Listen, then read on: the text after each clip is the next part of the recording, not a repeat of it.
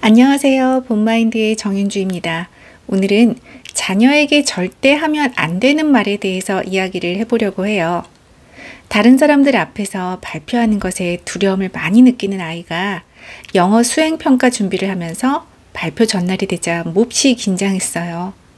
손과 발은 차가웠고 식은땀이 났어요. 그래서 심호흡을 하고 여러 차례 머릿속으로 발표하는 상상을 하게 한 후 잠자리에 들었어요. 잠자리에서 저에게 내일 수행평가를 잘 보게 해달라고, 떨지 않게 기도해달라고 했어요. 기도를 마치자 오늘의 감사를 이야기하는데 이런 말을 했어요. 엄마, 정말 다행이고 감사한 게 엄마는 나한테 잘하라는 말을 하지 않아서 좋아. 내 친구들은 엄마 아빠가 시험이나 발표를 앞두면 잘하라고 한대. 그러면 애들이 부담된대.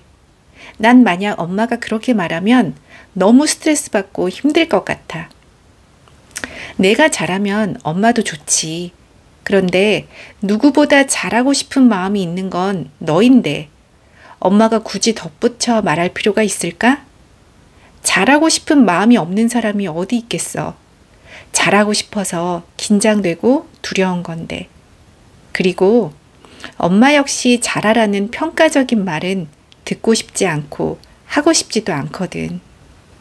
아이는 저에게 진심으로 감사를 표하고 잠들었어요.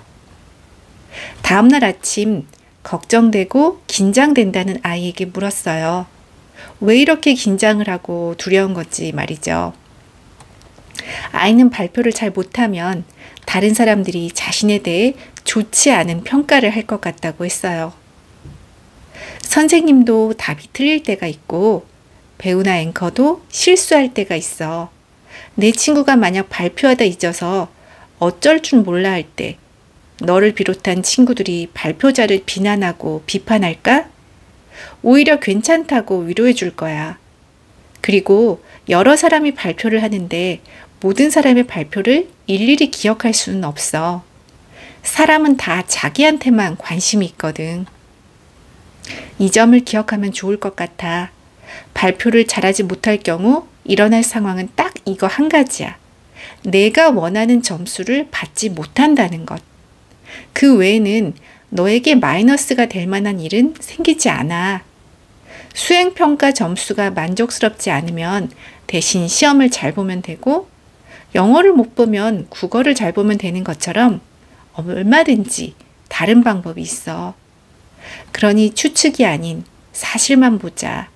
못해도 괜찮으니 마음 편히 발표해. 아이는 안정을 찾았고 하교 후 생각했던 것보다 수행평가를 만족스럽게 봤다며 웃었어요. 우리는 이렇게 일상에서 잘하다는 말을 별 생각 없이 사용해요. 응원과 격려의 뜻으로 혹은 칭찬과 축하의 의미로 사용해요. 하지만 잘하다는 말은 매우 평가적인 말이에요. 철저히 자신의 기준에서 상대를 평가하는 단어예요. 평가는 딱 두 가지로 나뉘어요. 긍정 아니면 부정이죠. 부정적인 평가를 받고 싶은 사람은 없기 때문에 잘해야 한다는 생각이 드는 순간 몸과 마음은 긴장과 불안에 휩싸이게 돼요. 상대를 견제하고 비교하는 것은 두말할 것도 없고 지나칠 경우 상대를 깎아내리거나 외부에 핑계를 돌린 후 피해자인 자신의 무력함을 피력하기도 해요. 잘하는 것에 있어서 구체적인 수치나 기준이 있을까요? 그 기준은 철저하게 개인적이고 상대적이에요. 또한 잘하다는 과정이 아닌 결과를 지향하는 단어예요. 결과를 지향하면 과정을 충분히 의미할 수 없을 뿐더러 폄하하기 쉬워요. 잘하라거나 잘했다는 말 대신 그럼 어떤 말을 사용하면 좋을까요? 잘하라고 건넬 때 어떤 말을, 어떤 마음으로 말을 할까요? 격려, 응원, 지지, 수용, 협력, 믿음, 사랑, 관심, 연결, 소통 같은 욕구로 인해 나온 말이에요. 그렇다면 잘하라는 말 대신 욕구에 부합하는 말을 할 때 상대방에게 진심이 전달될 수 있어요. 부담과 스트레스 대신 말이죠. 나는 내가 어떤 점수를 받든 너를 항상 사랑해. 힘들지만 묵묵히 실행하는 너를 보니 감사해. 실은 잘하라는 말 대신 이렇게 말하고 싶었는데 이런 말을 해본 적이 없기 때문에 나오지 않은 말이에요. 또 어떤 결과를 맞이하고 잘했다는 칭찬과 축하를 할 때는 내면에 어떤 욕구가 있었을까요? 소통, 연결, 사랑, 관심, 친밀함, 공감, 안심, 편안함 같은 욕구가 충족되어 한 말이에요.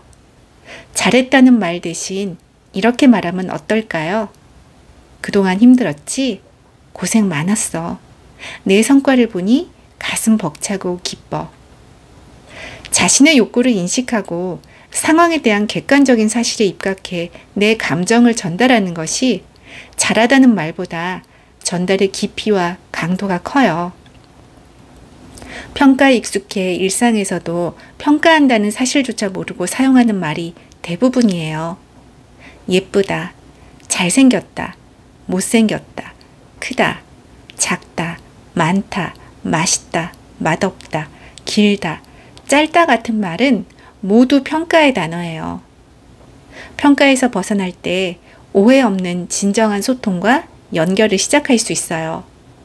평가가 아닌 상황에 대한 내 욕구와 감정부터 들여다보세요. 말과 행동은 물론 삶의 모든 답은 나 자신에게 있습니다. 이번 영상이 도움이 되셨다면 구독과 좋아요, 알림 설정 부탁드리고요. 다음 영상에서 뵙도록 할게요. 감사합니다.